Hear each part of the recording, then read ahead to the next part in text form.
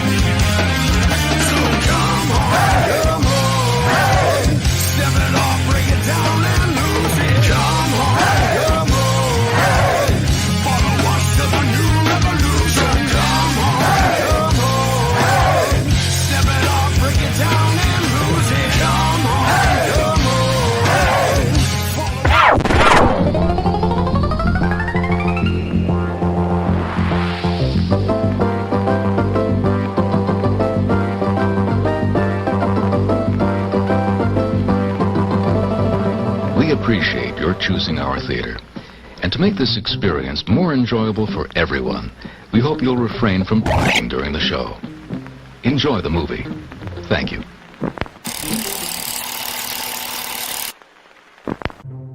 Everyone thinks because you're a zombie, you don't know good coffee.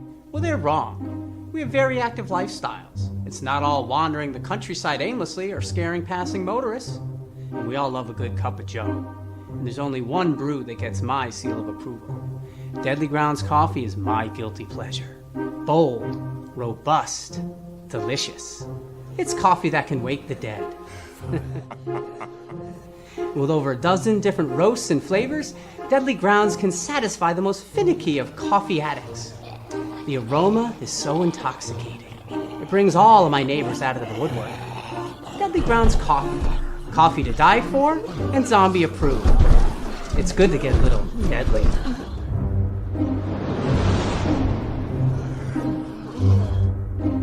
Use the front door!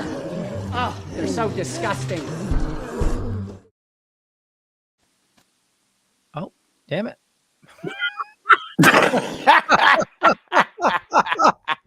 Hey, happy Wednesday, everybody. My name is Leo. I'm the monkey behind the keyboard here. And we have an awesome show for you scheduled today. And also, if you're tuning in via the radio, welcome, Dead Dork radio listeners. We are streaming live there as well. And Benjamin, how's it going? WDR, Dead Dork Radio, where Yeah, the dorks yeah, get yeah. high and multiply. Oh, hi. Hi. I was doing my little radio voice bullshit thing that I like to do. Is that a new chair? It looked like it was bouncy. It is. You got a It's a new gaming chair? I do. Nice. Wow. Okay. It has lumbar support, so I can take a nap during the show, just in case Jeff's boring. Right. And it's new, so it's probably going to fucking squeak. Oh. No, that squeak's not the chair. That might be something else. Is the squeak your bones? You're number one, Jeff. Yep. Yes, I am. So we got a great show tonight. I'm looking forward to this one. I want to apologize to our guest if I say anything that is offensive. But this one should kind of rock you a little bit. I'm looking forward to chatting with Mr. Neil Getzlow. I believe I pronounced that correctly. Yeah, you got it right. Thank Excellent. There's a first time for everything, folks. Well, a lot of times I fuck people's names up on purpose just to get a rise out of them. But not with the kindest. Well, see, I'll tell you, my nickname in high school used to be Gets High, not Gets Low, but yeah. So. Well, I'll take that for you tonight because I'm getting high. Yeah, that's on you now. I have to put up with these two every week. You can do it without. Oh, I usually do, actually. I do perfectly fine without. Yeah, but you have to have a drink with us. What's going on, Jeffrey? What'd you screw up? Oh, he froze. Uh-oh. Okay, anyway. Yeah, he got a call. He got a call. He'll be back in a minute, folks. So Neil, while we wait for Jeff to do whatever he's doing, why don't you? Why are you here? Why don't you introduce yourself? Yeah, well, I just recently wrote a book and published it, and it's out for the world to see. And it basically outlines my journey from a 40-year addiction to pornography that morphed into a sex addiction that led me to getting blackmailed by a prostitute, and ultimately found me being saved by God and by Jesus to pull me out of it. So there's a lot of different layers to unpack here. Not sure if you want to start in one particular spot, but yeah, while we wait for Jeff to come back, I want to go back to the very beginning, your career, which led you to all these other things, I would assume, but you were a communications and public relations leader. Yeah. Can you explain just a little bit what was that? What is that? Yeah. So in most of my career, I actually started off as wanting to be a TV reporter. I got a journalism degree, but realized very quickly that was not going to pay me any money. So got out of that and went into the corporate world, and basically, became a PR flack for a lot of big brands, dealing with the media when crises happened, or trying to promote the latest product launch, and trying to tell stories around these different brands and a lot of them were global in nature. So it opened up a lot of doors, provided me a lot of resources, provided me a lot of opportunities to get into things that I probably shouldn't have been doing. Right. So it's your fault that people drink Coke Zero. That was not the one. But if you enjoy a Big Mac now and then, I I can take a partial credit for that. I'll say that. Okay. We can't hear you, Jeff. Your mic's not on. We can see you though, so just sit there and look cute. Can you hear me now? Yes. Okay. But We had a power surge. Oh, is that what it was? Yeah, my fucking router rebooted. Everything had to reboot. Oh, well, your mic didn't reboot. So, okay. Well, welcome back, anyways, Mr. Holman. Yes. Back yes. to our now back to our guest.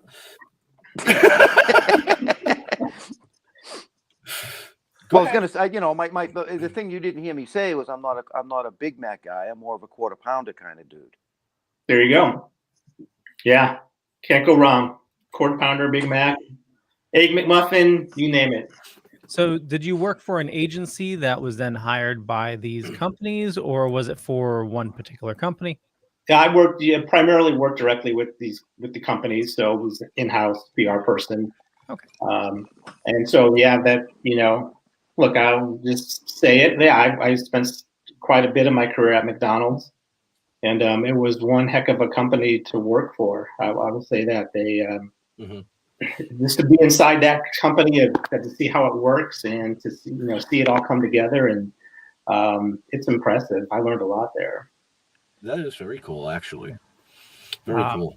I work in the corporate world as well, and a lot of people don't realize, like I worked for small companies for like almost all my life, and it's a world of difference. I could just imagine the stories you have. Yeah, for sure. And I'm sure you probably can't tell a bunch of them too. No, probably not. No, you'll have to buy the book. Well, hey, maybe I should write another book this time, just behind the golden arches. What stories lurk there. Actually, that would be really interesting. Well, so I don't know how much you can talk about, but talking about like the golden arches and PR, the whole. I'm sure you probably studied the history and stuff like that. When you were working for them, but like the whole hot coffee debacle. How much of that was like a PR push to try to discredit or to change the public opinion from like within, or was that just like media took it and ran with it? You hear different sides of the story. And that was a little bit before my time at McDonald's. So I'm not sure exactly how, what the internal discussions were around that particular issue. Although I mean, look, if you have hand me a coffee cup and the lid's not secure and it's 800 degrees, yeah, I think there's a little bit of an issue there, for sure. The time I was there though, I sort of got to see the discussion around. There was a time when the company had to choose between, are we going to focus on how much calories are in our food or how the quality of our food? Because there's a big difference. And McDonald's went down the route of talking about calories, and it kind of went away from the food quality point of view.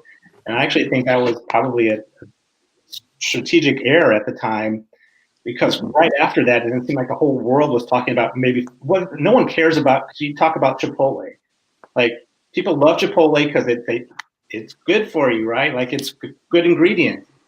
But yeah, you're going to come out of there with like a 1,500 calorie burrito, so you could have 3 Big Macs for one burrito. So I think they just there's a lot of interesting conversations like that happen on a daily basis. Yeah. No fast food is good for you. I don't give a shit how you look at it. Well, there was a time when they were trying to do like the healthy route. I don't know if you remember, like, everybody was advertising their salads. Oh yeah, they were pushing the salads and yeah. I mean, I'm a Wendy's guy anyway. Oh boy. All right. Yeah. All right. Here we go. The train has I just have to say the Baconator. Oh my God. Right. Everybody tuned in because they wanted to see this amazing guest. We're talking about fast food. Yeah, Wendy's chicken sandwich.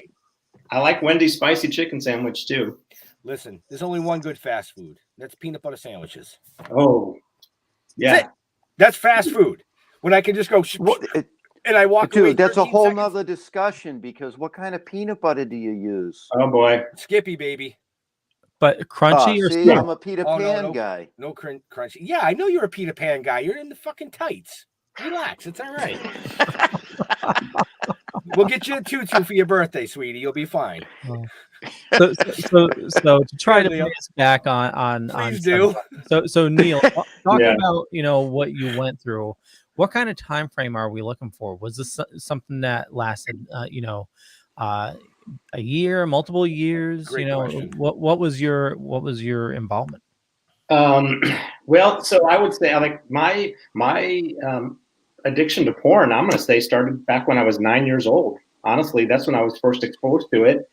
And so I grew up in the late 70s, early 80s. So, the conversation was, you go to your friend's house next door, like, you go play outside in the yard, then 15 minutes into it, like, all right, let's go find your dad's porn stash.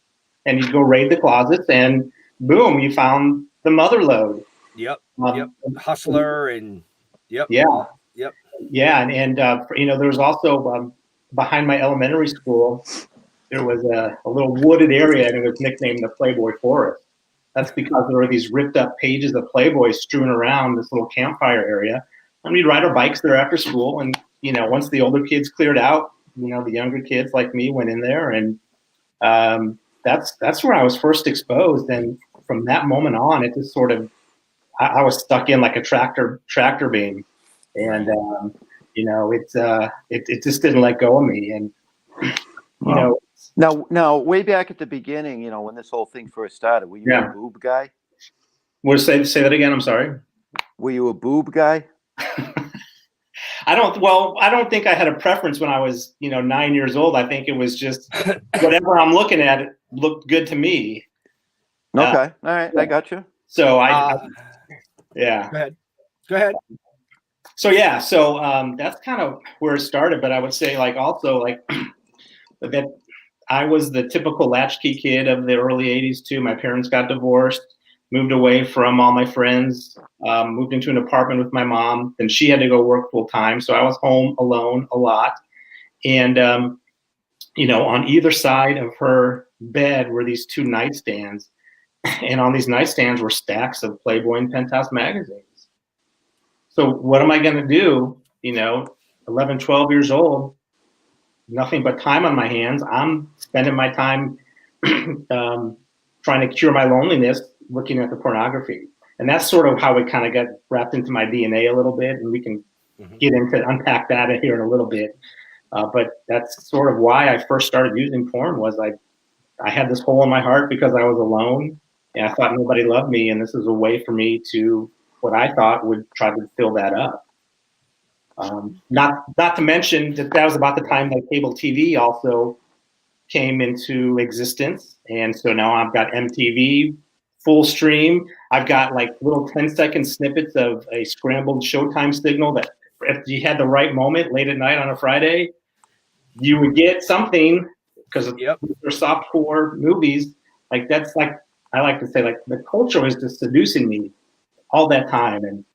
And ultimately it just it started like any addiction, like any drug. It's not enough, and you have to go look more and harder. Now, see, I'm a little bit older than you are, and I remember way back in the day, it was the Sears catalog. Yeah, sure. Would you look at that tractor? Thank you, Leo. Leo found the buttons, folks. He has sound effects now for Jeff. This is just going to get better. Oh, yeah. Back in the day, it's not like they were targeting the young guys, but in my opinion, in some ways they were. You know what I mean? I think that they were trying to create an audience at that point for when they got older, because let's face it, sex sells. Absolutely. Yeah. And think about it, at the time, like at one point, Playboy actually had like real news articles with real reporters in some way writing about politics and all that. So I think there was, kind of to your point, like there was a sophistication to it for for the older crowd, you get the glory of the images, but then you also there's some pretty interesting content in there too. I wouldn't know anything about that. Yeah, I read it for the jokes. Yeah, right.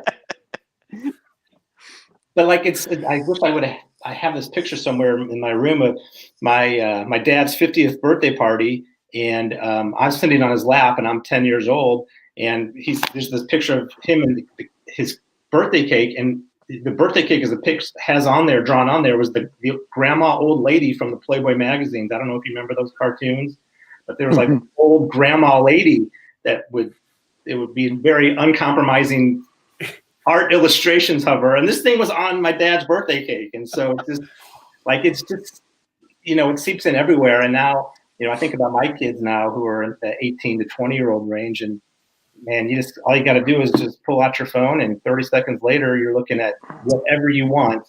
It's unfiltered, straight from the fire hose.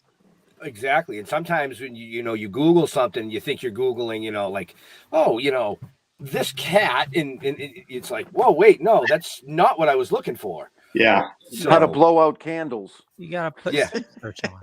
You gotta put what? Safe search. Safe search? Actually, you probably disabled safe search. Is that like parental guidelines? Pretty much. Oh yeah, no, I don't have none of that shit on my computer. No, it's no. Leo, listen, you're just gonna come up here from Connecticut and fix all my stuff. That's all. That's all. But it is even in today's society, they're still pushing that shit. Yeah. It's amazing. It's absolutely amazing.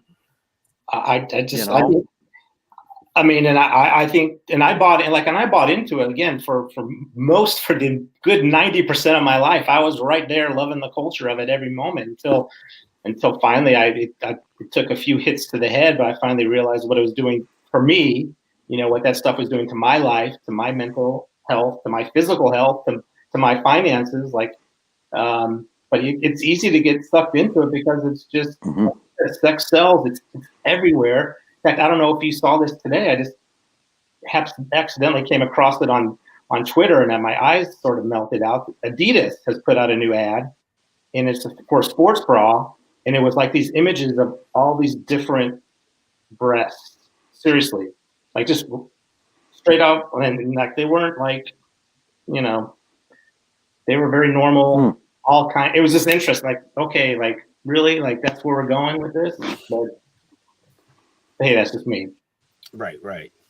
Yeah, no, I agree with you. 100%, because it's, in my opinion, it's relentless. It is. It's nonstop. It's absolutely relentless. I mean, I scroll through Facebook, just looking for something interesting, and it's like every couple of scrolls, okay, there's women's underwear ads. There's this, and it's like, come on. You know what I mean? Don't they know I'm a guy, so they're showing it to me, but I don't give a shit about the underwear. It's based on, your previous search patterns. I don't search for women's underwear. You search something that, kicked in the algorithm. Just saying. I don't get any of those ads. Okay. So I want to buy my wife something nice for Valentine's Day. And that's what happened. That's exactly what I mean. It could be Valentine's Day, or it could be you triggered some system where you're now targeted as a male, and you're in some database somewhere, and that's how they get you with the ads. It's all. No, I'm in a lot of databases everywhere, I'm sure. Well, and the companies sell your information. There's I forgot. There's you're supposed to click the box. Do not sell my information. Click the box, dude. Right. I worked out a place that this guy was taking our catalog and selling it to, I think, Dun and Bradstreet, and he was like pocketing the money. Nice. Yeah, he handled our catalog sales, and it was wow. Yeah, so So now it's my turn to bring this back on the tracks. Leo, where can they find out about our great guest? Well, you can find out all the information in the show notes, up above or down below, depending on where you're watching or listening to us. But there's a lot that we're going to get into as you said, some layers to unfold here. Yeah. Before we get into that, because that's going to be a topic of discussion, I think that is just going to keep rolling. Leo, why don't you hit the commercial break a little bit early here? Yeah, totally. And just to get your mind going, we definitely want to discuss, what you saw as like warning signs. What were those lumps in the head that you talked about, and some advice that you can give people? Yeah. So you know what? Hit the right button, please. I'm it's just.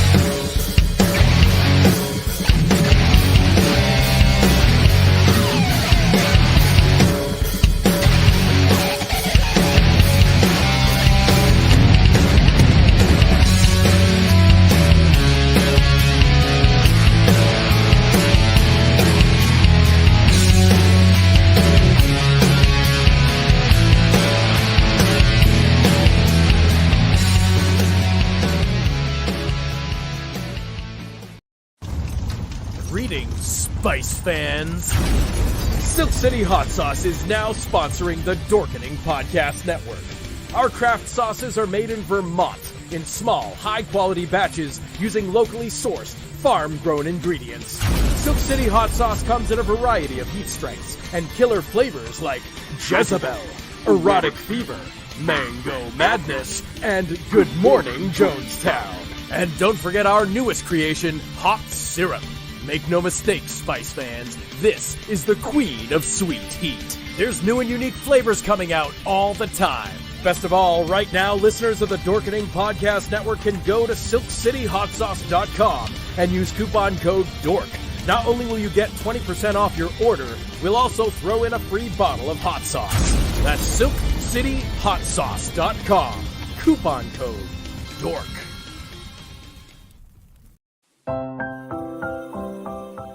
Thank you for supporting Actors and Others for Animals.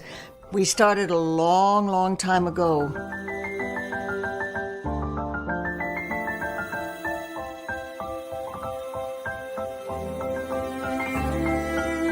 So when you find an organization like Actors and Others for Animals, it sort of unites all of those of us who want to pay back something for all the joy we get out of animals. Please keep up the good work. Believe me, it's deeply appreciated. And definitely check the show notes up above or down below, depending on where you're watching or listening to learn more. Joe. Yay! We're back. We are back. We're back. Yeah. Go ahead, fire away, Leo. I know you want to. Well, like I mentioned before, what were some of I know it lasted since you were younger, but what were some of the warning signs looking back that things were getting bad?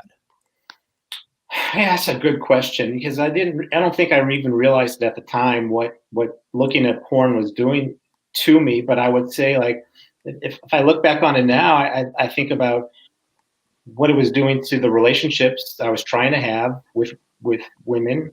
Like, I used to equate, again, this goes back to what I found out through counseling. Like, I didn't have the love of my parents and my family that I felt like I needed. So I looking for an outlet for that, which I thought I found in porn, but I thought that was real. I thought sex equaled love. And I thought the lines got blurry real quick. And so I was hopping from one relationship to another, looking for that, just looking for that I don't know, fix isn't the right word, but looking for that sense of love. But I thought you had to have sex with someone to feel that love. And, it's just, it short-circuited my brain when it came to relationships. It short-circuited my brain when it came to how I looked at women, how I treated women, treating them as sex objects. That's all I was, that's really all I was thinking. But I'd also say too, like I mentioned, soon the porn wasn't enough. And then when I got to be older, I had money, got to be of age. Well, then it became strip clubs, and then it became adult entertainment or adult theaters. And again, you do that for a while, and you bounce in and out of relationships, and then ultimately, when that didn't work, I had to get the real thing, and ultimately that led me into the world of prostitution and paying women to have sex with me. It's oddly enough, while you're talking there, our chat was getting bombarded by bots of Yep. yeah, definitely. I'm not going to mention what they were saying, but No. it's, Right. Yeah. Right. Yeah, they were quickly deleted. Thank you, Leo. Yeah, I try my best, but the system is definitely rigged to take care of to target people's vulnerabilities. Right. And I could just imagine with any sort of addiction, even you look at anything, it's a constant battle, whether it's sex or drugs or drinking or whatnot. I would imagine every day is a battle, trying to stay out of that. And then you get a stupid thing like bots or the system targeting, It flips back to what we said before break, where Jeff said women's underwear, because it really is like that. You can search one thing. I searched fireplaces with TV mantles on Google, and every day I have 70 of them in my newsfeed now. So, and your phones are listening to you. Oh yeah, totally. Yeah. Like, I'm sure we're going to get on our phones afterwards, and there's going to be something tied to this conversation, some ad that's served up on Facebook or whatever social media account you're listening to. Yeah, 30% off Digital Hustler magazine. Well, maybe. So here's a perfect example of this, and some people try to say it's bullshit and whatnot, but it was around the holidays. We were talking about different recipes. And I mentioned, and this is something I've never bought online. I've only bought it at the supermarket, and I haven't searched for it, anything. But I was talking about how I like to use red pepper flakes, and I must have mentioned it a couple times. And then a couple days after that, all I started getting was ads for red pepper flakes. It's fucked up.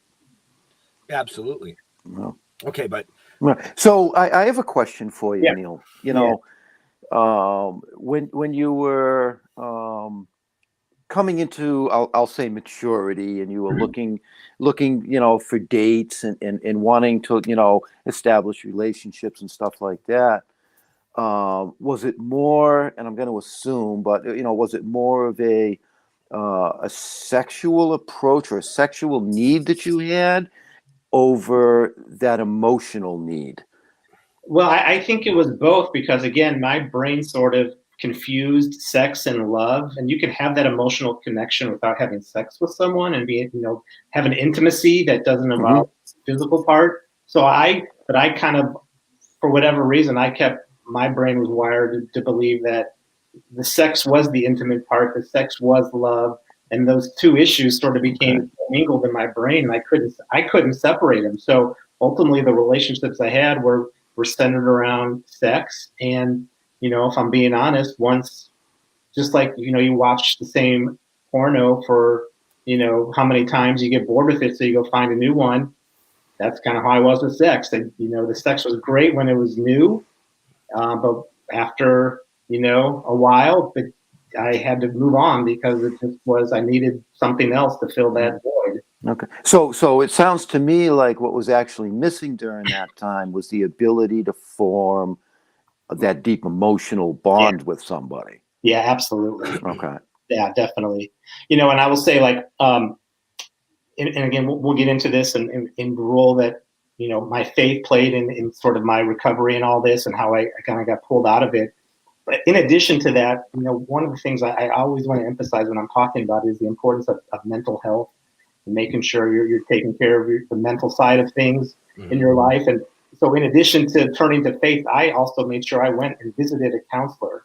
And my wife and I went together to talk through our issues. But, I went by myself for a few times. And, I remember the first question my therapist asked me, he's like, what's the first thing you had to remember to learn how to do when you were a little kid? So I thought, that's a fascinating question. And then it's like a light bulb went off, and it's like, oh, I had to learn how to be alone, because my parents got divorced. My mom went to work. I was home alone. My siblings were all out of the house. Like I had to learn how to be alone for most of my life. And so that meant I was taking that loneliness in my heart and filling it up with pornography. But what it did was it formed this shame cycle, which would start off with, well, I'm alone. Nobody loves me. I'm going to try to make myself feel better by diving into X. And for me, it was pornography. And so I'd look at the pornography. I'd feel better for a little bit. But then when I was done, I'd have this overwhelming sense of shame and guilt. And then I'd say to myself, well, this is why nobody loves me. This is why I'm alone. And then the cycle would just repeat over and over and over and manifest itself in many different ways throughout the bulk of my life. Wow. Now, obviously, you mentioned your wife, so obviously you're married. Yeah. Was it difficult to commit to something like that? To commit to being married? Yes, to commit to basically a lifelong relationship with a single woman. So this is my second marriage, and I'll say the first marriage ended when I had an affair. So yeah, I mean, on the face of it, it didn't seem difficult, but I look back on it now and just wonder if I was, again, just jumping into these things because, well, that's just what you do when you're with someone for a long time. You just get married and live together and all that without thinking through the ramifications of all that. Now, I will say, my current wife, we're coming up on 10 years being married. The past 2 years of our life have been the best 2 years we've had together. Our marriage is better than it ever has been, despite all that ugliness I brought into our world. It's stronger than ever. So now I definitely believe in marriage and what it means to be with one person, but I had to learn the hard way what that was about, for sure. Right. So you mentioned you had to learn the hard way. Yeah. So I'm going to bring us up a few steps. You had mentioned that, you were out there, you were at the adult clubs, you were paying prostitutes and others for, sex. So let's bring it up to the point where you got caught. Yeah. And basically you were blackmailed by a prostitute. Yeah. Yeah. So, bring us up to speed, please. Yeah. So like I said, you kind of, I was taking more and more chances. And I would say that probably my wife and I have been married 10 years. I'd probably say for the first, well, maybe for that middle part from like year 3 through 8, I was probably very consistently visiting with women and prostitutes. So that led me on a business trip. And again, now going back to my work, affording me a lot of opportunities to travel and be on the road.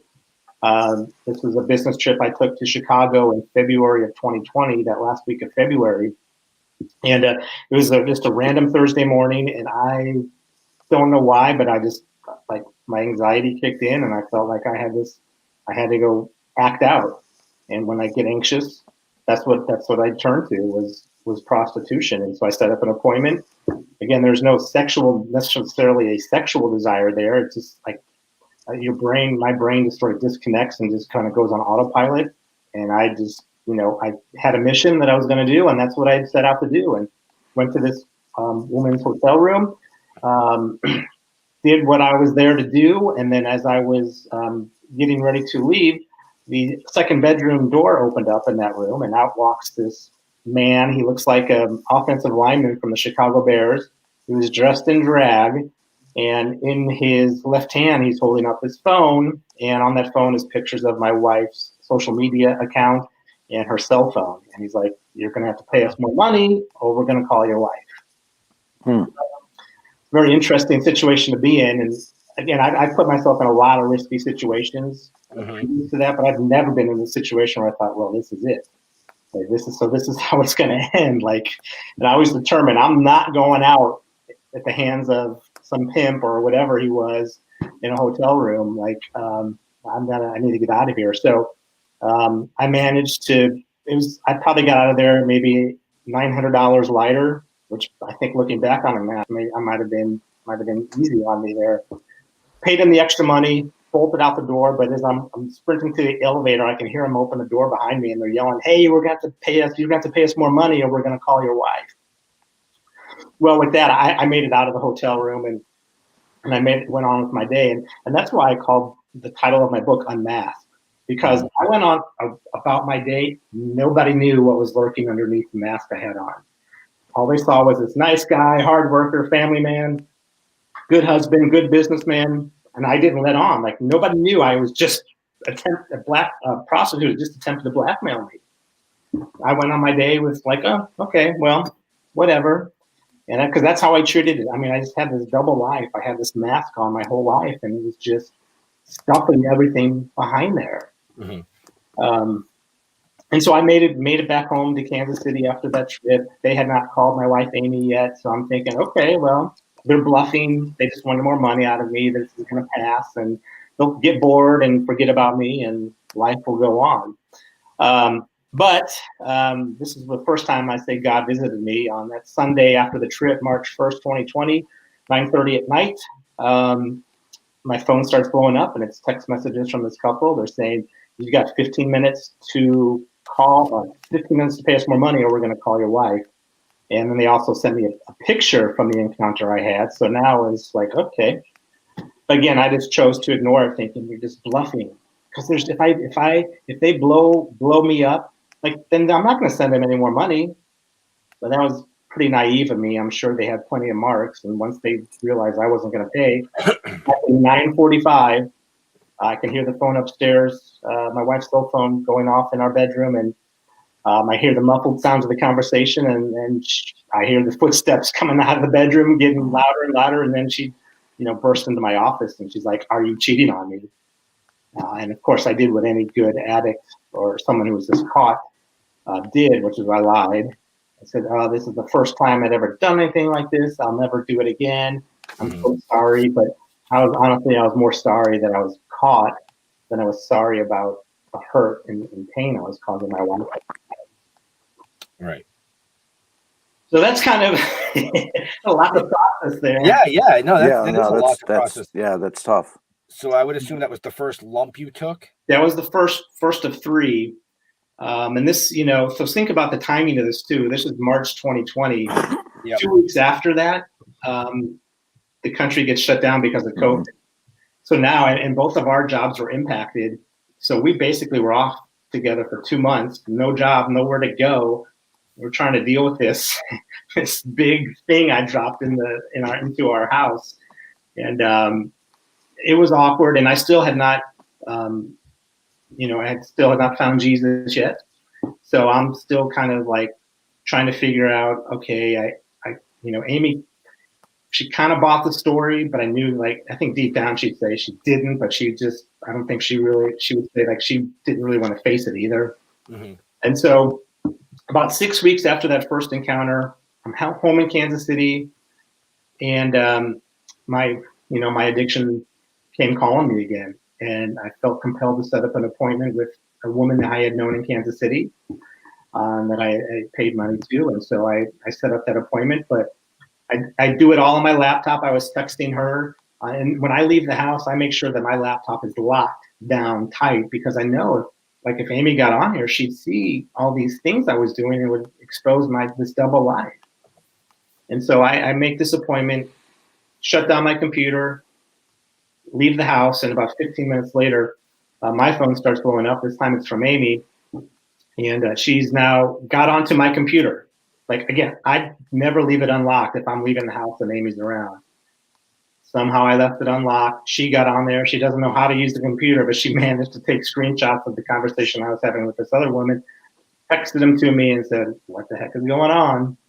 So of course I turned around, never made it to that appointment. And frankly, when I got home, I don't remember what I said to her, but it was just a bunch of nonsense, lies.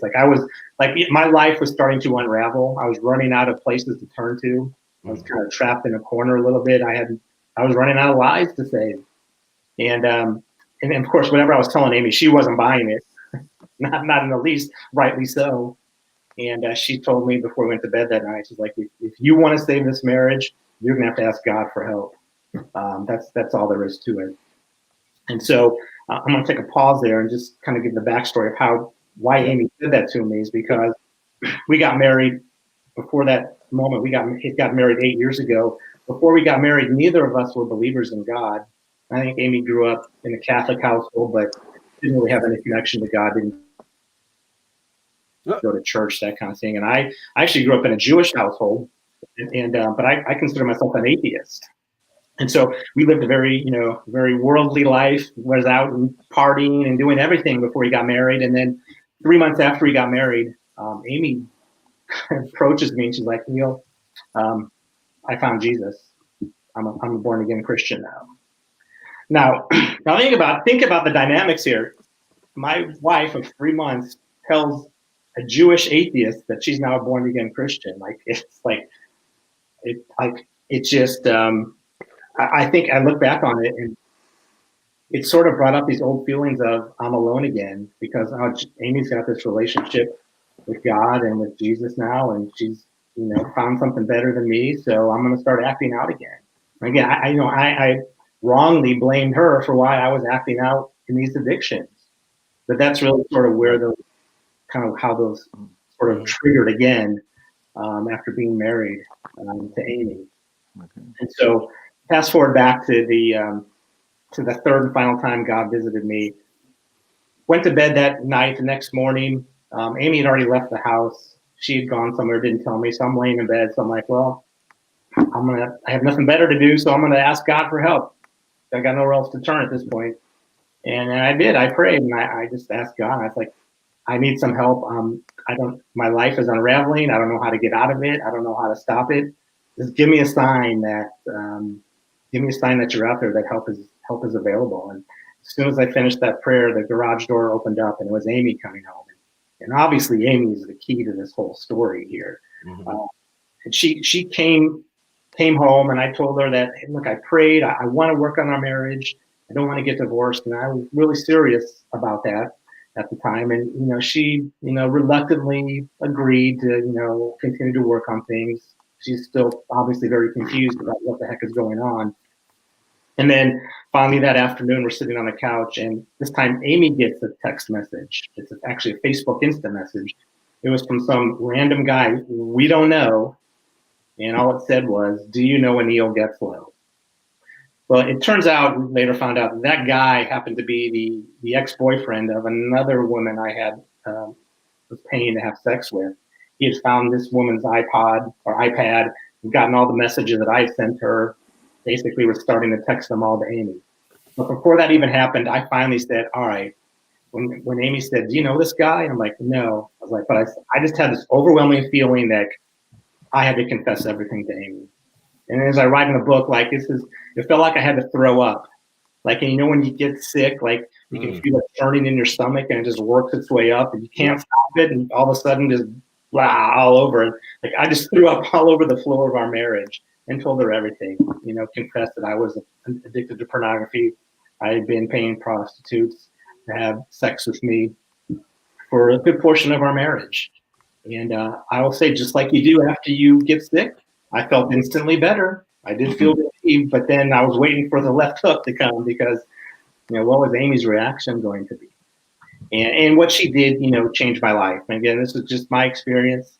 Right. But she looked up at me and she's like, Neil, she's like, Jesus forgave me for my sins. How can I not forgive you for yours? I forgive you. And that moment changed our life. It really did. I have not looked at pornography since that day, April 14th, 2020.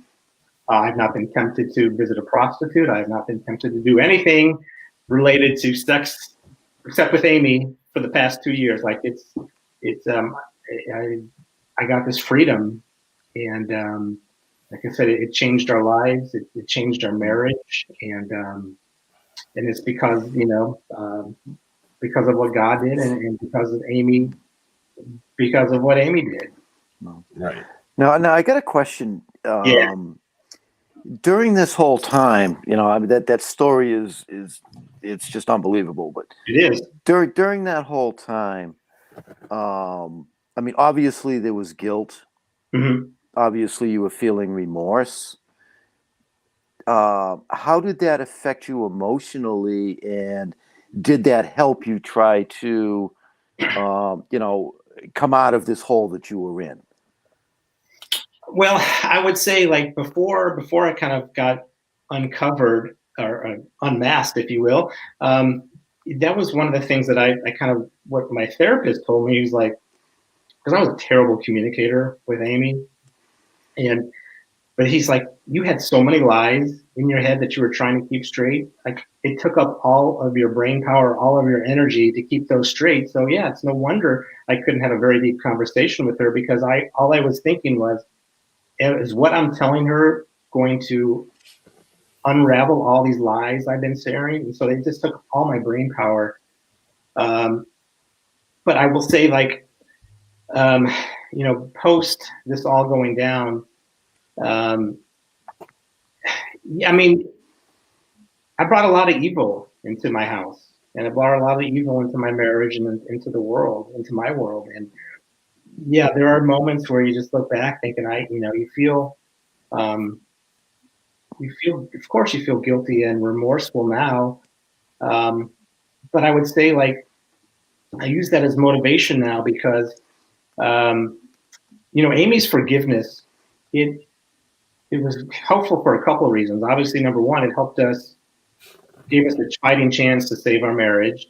It really eliminated the bitterness Amy could have carried around with her. If she harbored this, if she didn't truly forgive me, she would have carried around this bitterness for a long time, and our marriage would have just disintegrated. But it also, Amy's forgiveness, what it didn't do is it didn't absolve me from any accountability or any responsibility for my actions. I had to own up to those actions that I did, and those things that I did.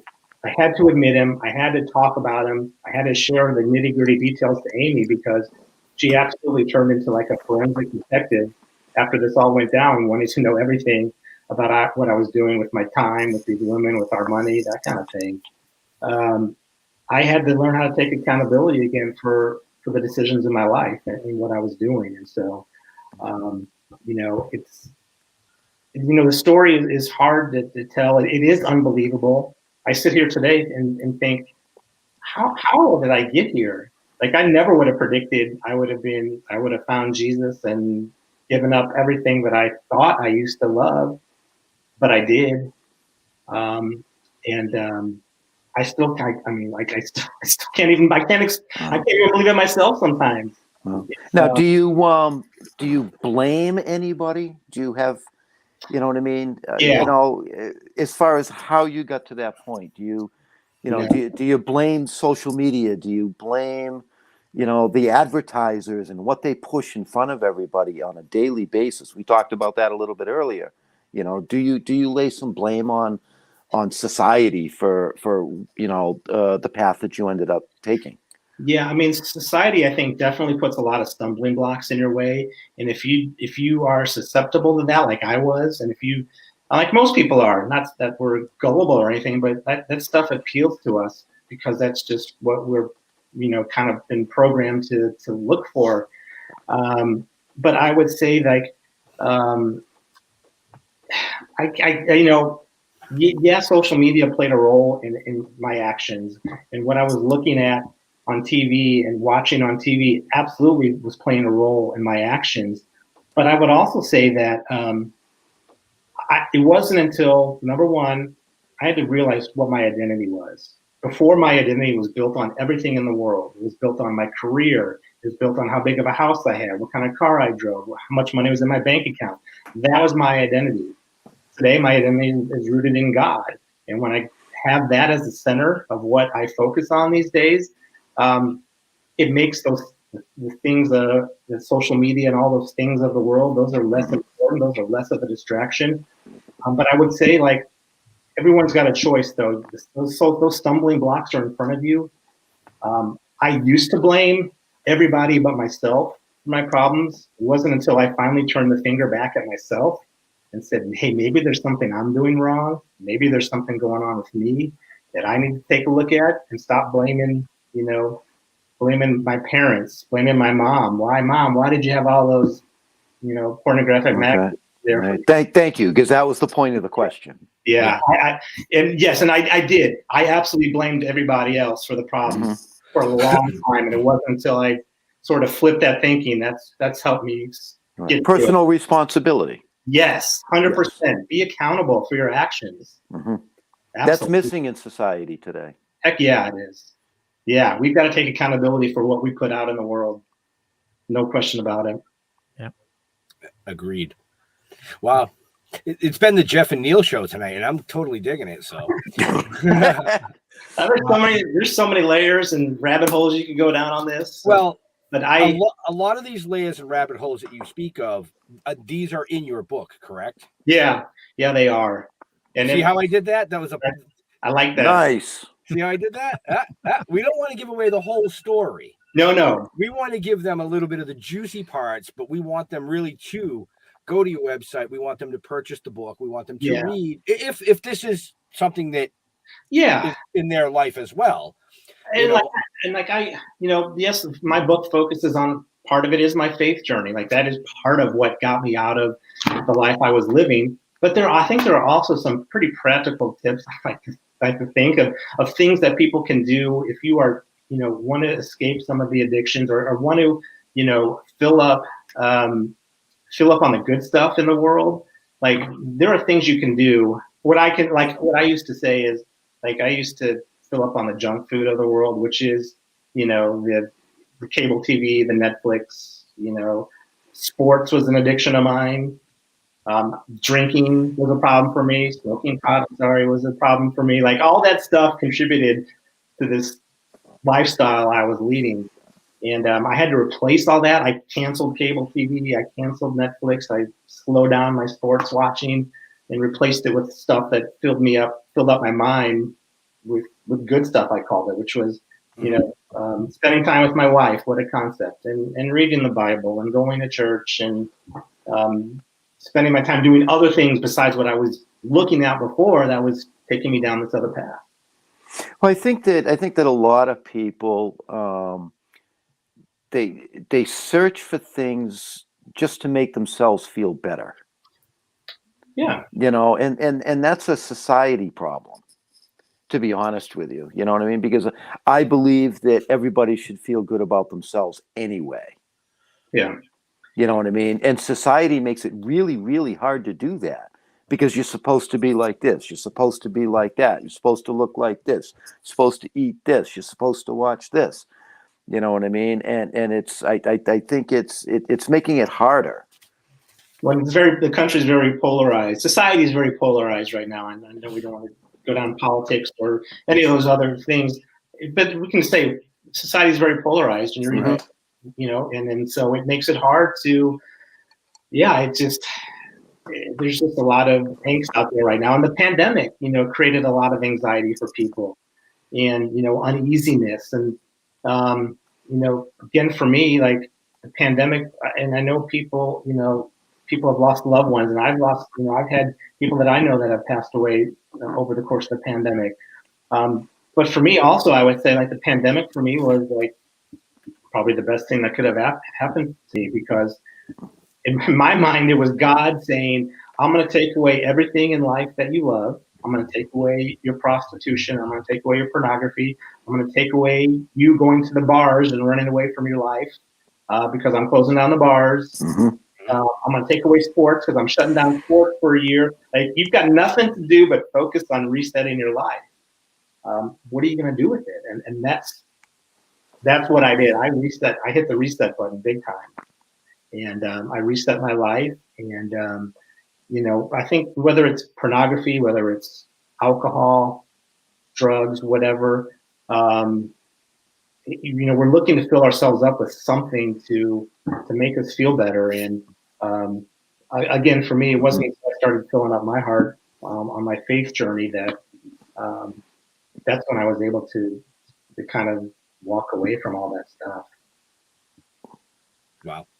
In the comments, Kyle made a couple comments talking about smoking a joint right now, but being addicted to video games, being a bit more serious, you can totally be addicted to video games. Yeah. Mhm. Oh yeah. It's absolutely anything can be addictive. Like I said, I was addicted to sports. Yeah, I mean, I know that seems hard to believe, but I would literally watch sports all weekend long. Even up to 2 years ago.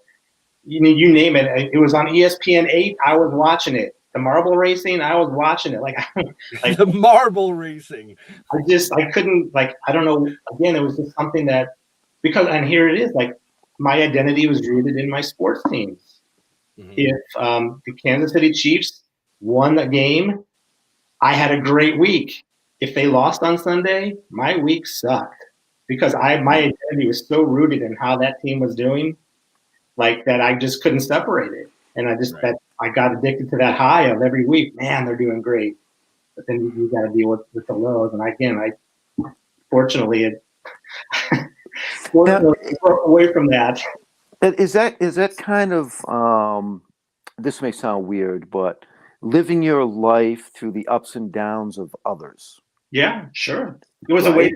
It was a way to take the focus off the pain in my own life. Absolutely, for sure, without question.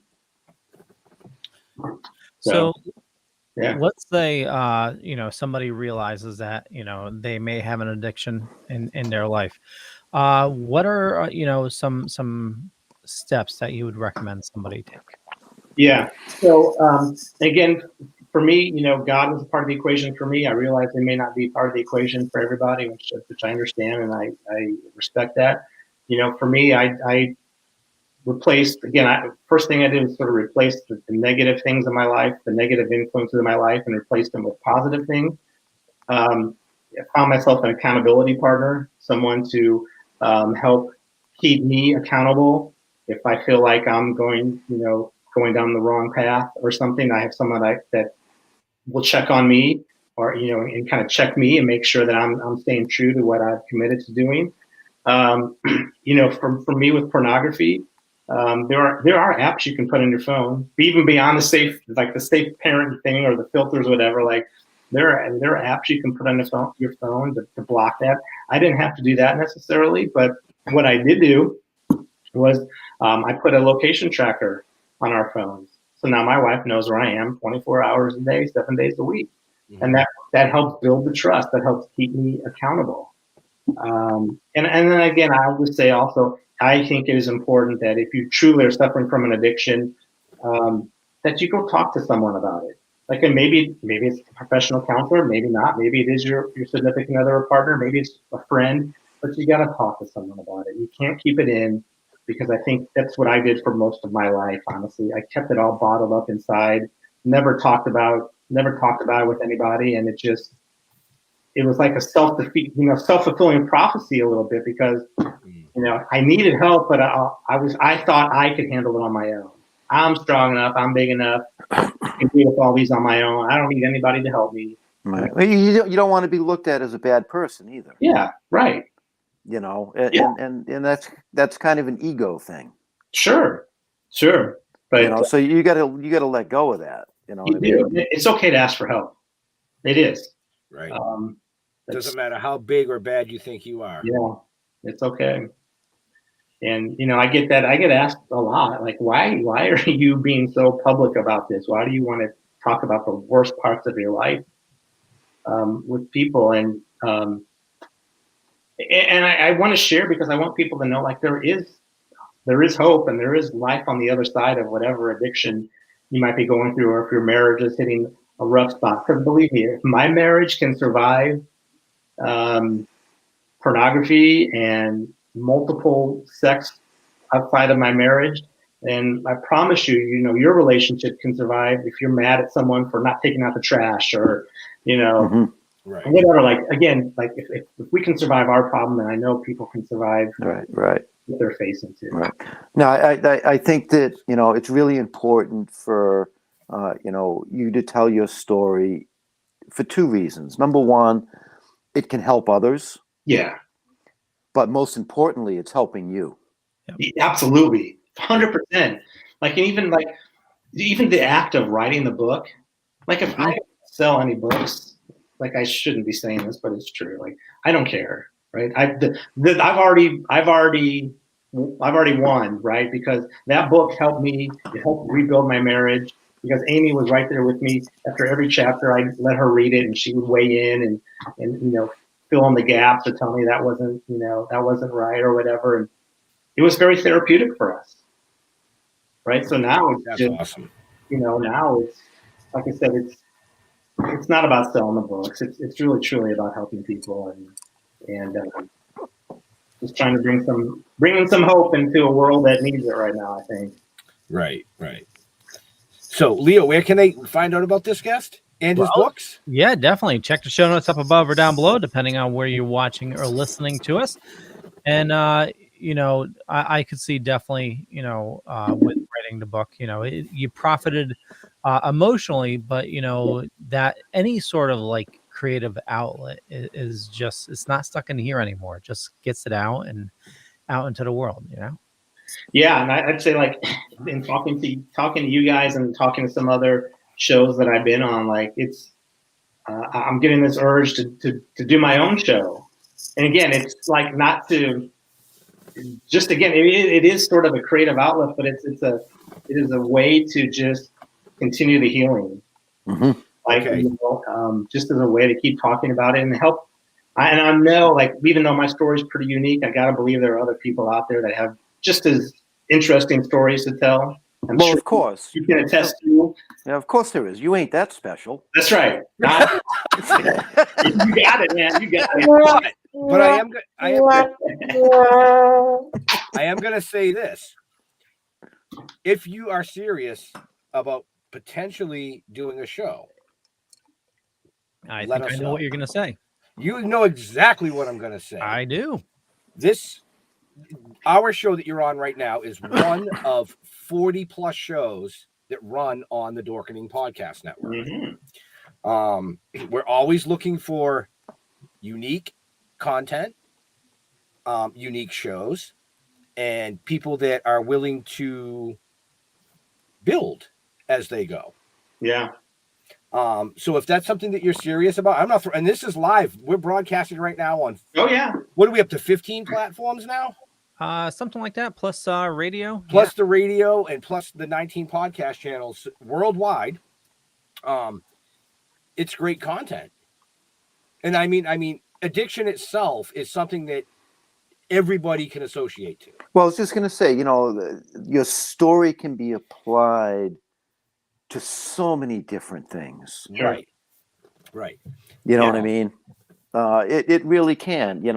I've got my own. I'm not going to get into it from years and years ago, but that's why I think everybody's gone through something like that. Yeah, I agree. And addiction, like you said, could be anything. Could be anything from the porn, sex, drugs, to like Kyle said, video games. Yeah. I mean, their addiction is so wide that a show like that, I think you guys, that would be, I would give it some serious consideration, and we'll talk more off screen, behind the scenes later on. Because, the guru right there in the corner,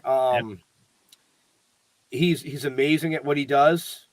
He's over in Connecticut. Jeff and I are in Massachusetts, and you are in KC Kansas City. That's what I thought. I was going to say it, but I wanted to make sure. Yeah, you got it. So being able to do things like this, you can reach so many people worldwide.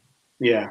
And for guest wise, you can bring people in from all over the world. We actually had a guest on a few months back from Australia. Yeah, that's awesome. So, and we've had guests on from the UK. So, yeah, I would give it some serious consideration. Yeah, we're kicking it around. We're kicking it around. Well, you definitely have a story to tell. You know what I mean? Yeah. And I think that it fits, like I said, it fits in everybody's everyday life. I don't care what it is. Yep. And you're not afraid to talk about it. That's the thing, is a lot of people that have addictions, and trust me, I have a son who has an addiction. I have a brother who has battled addictions his whole life. It's doing very well now. Yeah. I have other family. They're afraid to talk about it. Yeah. And to see something that you went through, that might help that right. one Well, that's person. part of the healing process. Yeah, it is. And like you said, when I talk about my story, I do feel encouraged. It makes me sort of happy to know, because I can talk about where I was and what I kind of overcame to where I am today. It's always a good reminder, yeah, man, I was doing some pretty ugly stuff, but you want to know something? Yeah. People care. Yeah, you're right about that. That's one thing I've learned about through all this. People do care about other people. It's even though you don't see it every day, it's not something that's, the news doesn't like to focus in on some of that stuff, but they like to focus on the controversies. Well, that's why we do these things. Yeah, right. You're right. Seriously, the show that we produce, or that Leo produces for us, is a very wide variety. Yeah. And that's why we said backstage, we don't discuss politics and we don't discuss religious point of views. Sure. And that's how I should put that from now until the guest, is religious point of views, because a lot of people do have religion in their lives and they bring that into the show. But, yep, your beliefs are your beliefs, my beliefs are my beliefs, but that does not mean we can't be friends.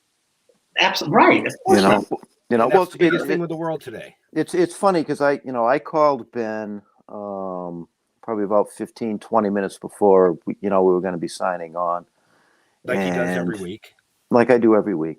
Yep. And I do research on the guests, and I try and find out as much about them as possible. And I expressed a concern that I didn't know how this show was going to go just because of the subject matter, and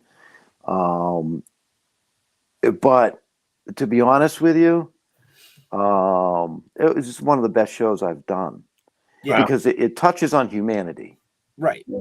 Right. And it's great. And if you guys want to find out more about what Neil went through with his wife and everything, you got to get the book. Unmasked is available in the show notes up above, down below.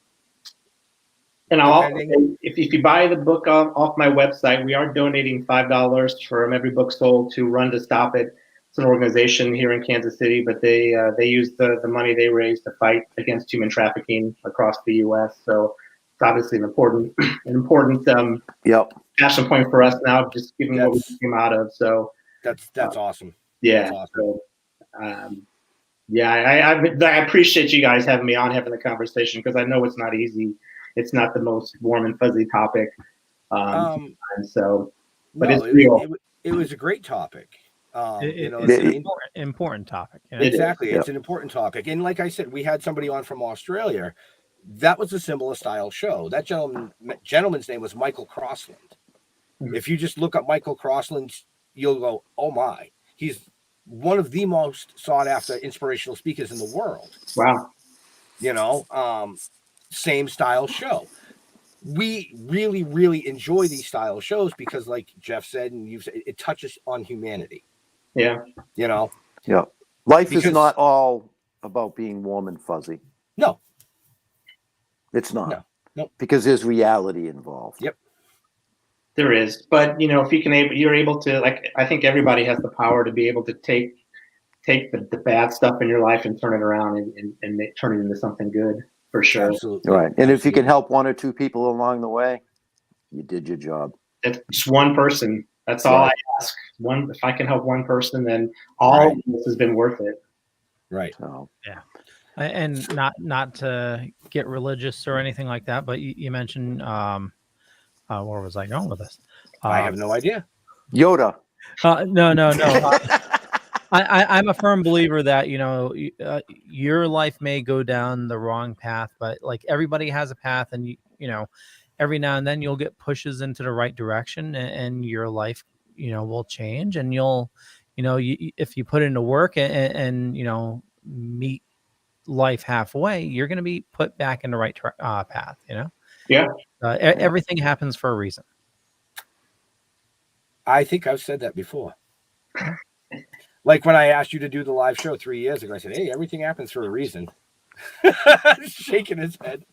But I know I know Leo does have another show. I do. 45 minutes. So, any last questions from us or in the chat? Well, I just wanted to say real quick for Neil and for everybody listening or watching, if you are interested in a show, definitely, talk to us. We don't take any ownership of anybody's content. And, we do help facilitate guests and stuff like that. So this is meant for, everybody watching and for you, Neil, as well. And we can definitely, discuss that, later. But I know a lot of places like to, take ownership of content, and we're not about that. So, it's all yours. Yeah, totally. All right, we can help put you up on a pedestal. Nobody wants to be on a pedestal. It was a joke. I got him to laugh. Yeah, we got real serious here tonight. There were very, very minimal jokes, and I honestly thought that Jeff being Jeff was going to have a few. I did. I did. I really did. There were calluses were involved. Yeah, I'm sure. But that is the amazing thing about this now. My wife and I have got to the point where it's awkward, but we do joke about it now.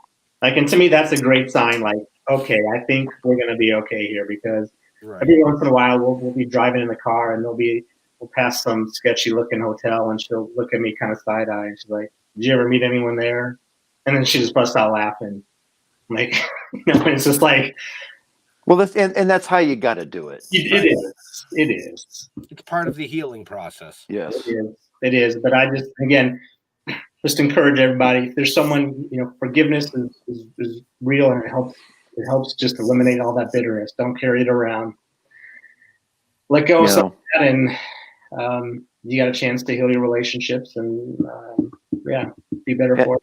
And a word to the wise, not everybody's going to be your friend and be supportive when you reach out. Yeah.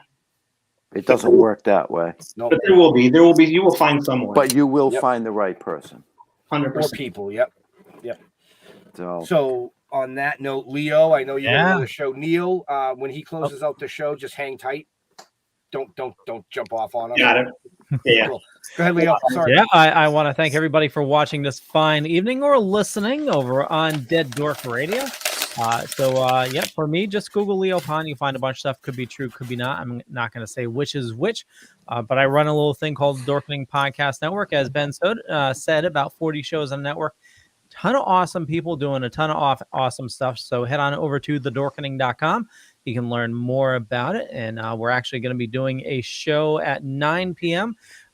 Season finale of Boba Fett was today. And you better not have any spoilers. Oh, it's going to be all spoilers. All right. Yeah. Yeah, I'll be driving down to Connecticut.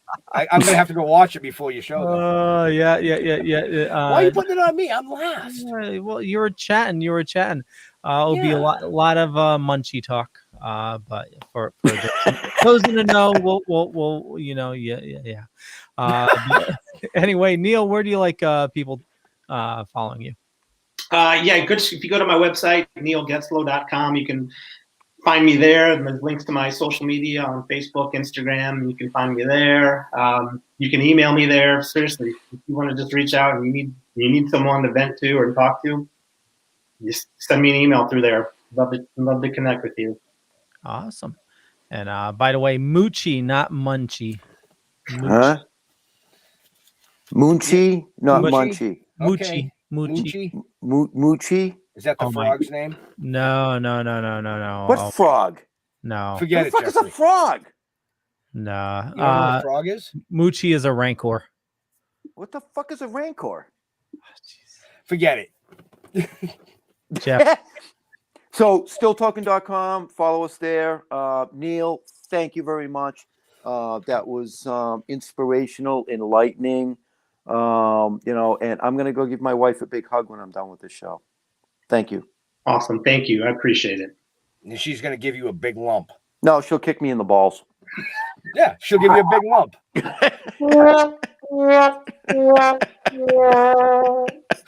Leo found the button. Yeah, I'm he did. so surprised. Yeah. But no, in all seriousness, we want to thank Neil for coming out and sharing his story tonight. I think that it really helps him with the healing process, but I hope it helps somebody that's watching or listening to us tonight to reach out, ask for help, and try to kick the addiction.